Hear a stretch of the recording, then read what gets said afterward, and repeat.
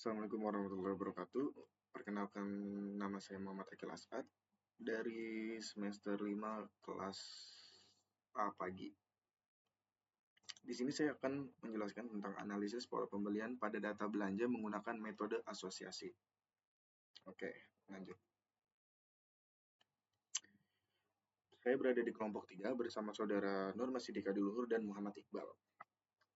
Yang pertama, asosiasi. Asosiasi adalah proses menemukan hubungan atau pola antar item atau variabel dengan jumlah besar. Dalam konteks transaksi belanja, yaitu mencari barang-barang yang sering muncul bersamaan. Tujuannya memberikan insight atau keputusan bisnis, seperti optimasi penjualan atau penataan produk. Association Rule, Market Basket Analysis. Association Rules adalah salah satu teknik utama dalam data mining yang digunakan untuk menemukan hubungan pola atau keterkaitan yang menarik antar item dalam sebuah kumpulan data yang besar. Metrik utama Association Rules, di sini ada dua tabel, yang pertama tabel metrik dan rumus. Ya, metrik support. Nah, rumusnya itu jumlah transaksi A dan B dibagi dengan total semua transaksi. Terus ada metrik confidence, yaitu jumlah transaksi A dan B dibagi total transaksi A saja. Dan ada metric lift. Metric lift itu adalah metric confidence dibagi dengan metric support. Algoritma populer untuk association rules. Nah, di sini ada dua, yaitu ada a priori dan epigrowth. A priori sendiri itu adalah algoritma paling dasar yang menggunakan pencarian iteratif. Sedangkan epigrowth atau frequent pattern growth lebih cepat dari a priori karena tidak perlu memindai database berulang kali. Pemilihan algoritma tergantung dengan ukuran dan karakter data masing-masing. Oke, ada yang selanjutnya ada CRISP-DM, adalah singkatan dari Cross Industry Standard Process for Data Mining. Merupakan model proses standar yang digunakan secara luas oleh para profesional data untuk memandu proyek data mining dan data science dari awal hingga akhir. Terdiri dari 6 fase utama, yaitu ada business understanding, fokus pada pemahaman tujuan dan kebutuhan proyek dari sudut pandang bisnis. Di sini kita bisa menentukan masalah apa yang ingin dipecahkan dan menetapkan tujuan teknisnya. Yang kedua ada data understanding, mulai mengumpulkan data dari awal, memeriksa kualitas data, dan mencari wawasan pertama untuk menembus hipotesis. Yang ketiga ada data preparation, tahap yang paling memakan waktu, meliputi pembersihan data atau cleaning, menggabungkan tabel, transformasi data, dan memilih atribut yang relevan untuk dimasukkan ke dalam model. Dan yang keempat ada modeling.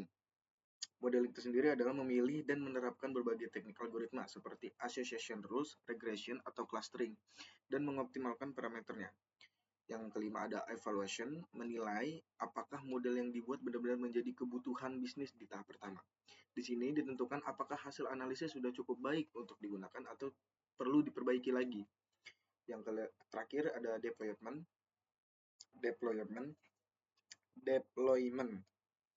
yaitu hasil analisis atau model diimplementasikan ke dalam sistem nyata sehingga organisasi bisa mendapatkan manfaatnya secara langsung. Misalnya, sistem rekomendasi belanja yang mulai aktif. Nah, di sini.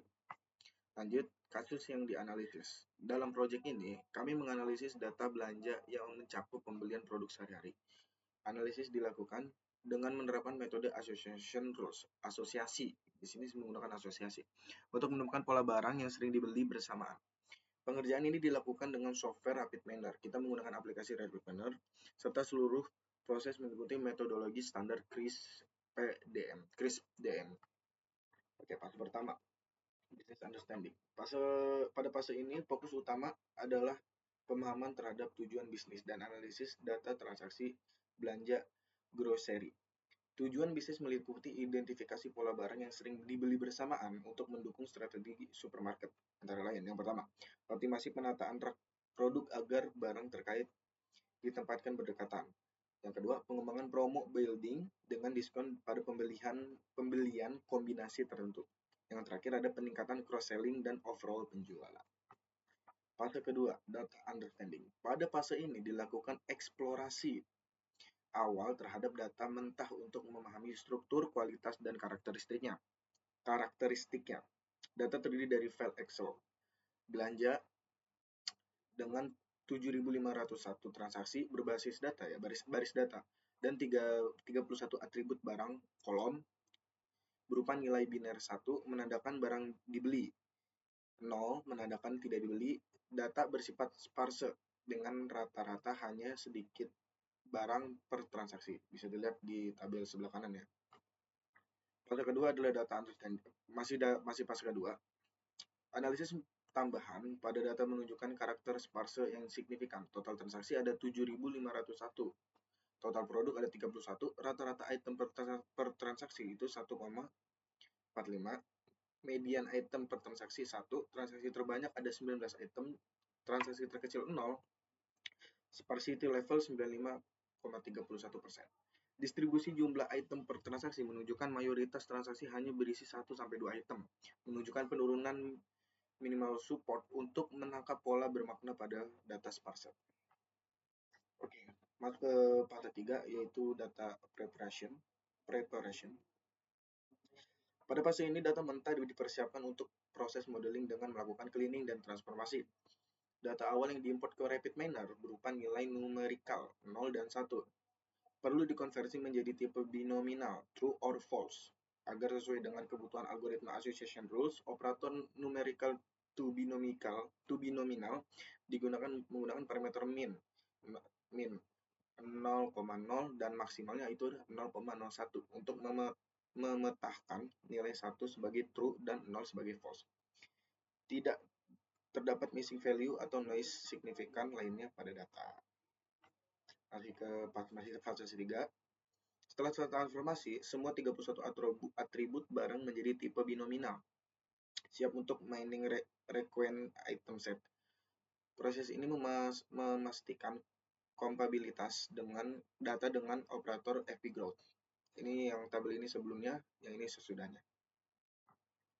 Oke, masuk ke fase 4 yaitu modeling. Pada fase ini, teknik association rules diterapkan menggunakan algoritma FP Growth untuk menemukan frequent item setnya dan menghasilkan rules-nya.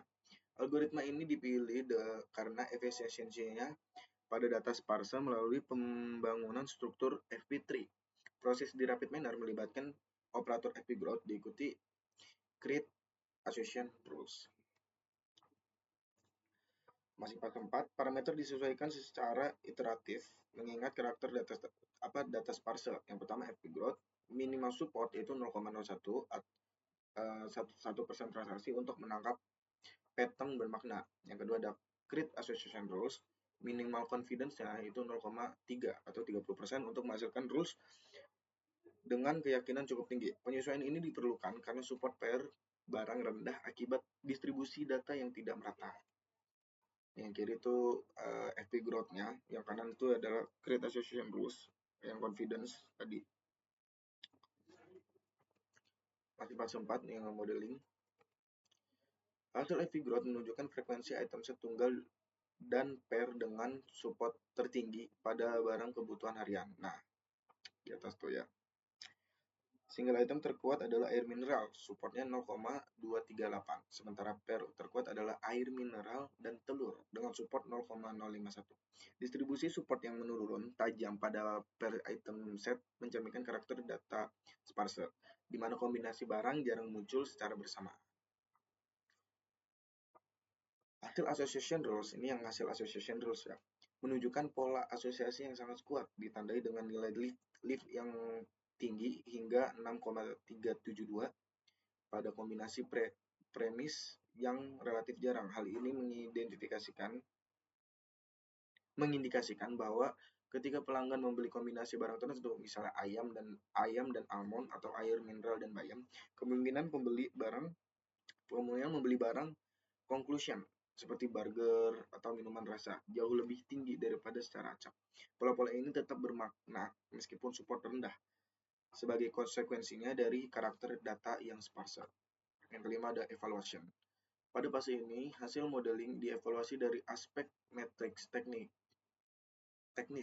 seperti support, matriks support tadi, support, confident, sama lift, dan bermaknaan bisnis. Evaluasi bertujuan untuk memastikan bahwa association rules yang dihasilkan memiliki pola asosiasi yang kuat dan memberikan insight yang praktis. Meskipun support relatif rendah akibat karakter data sparse, nilai lift yang tinggi mengindikasikan hubungan signifikan antar barang.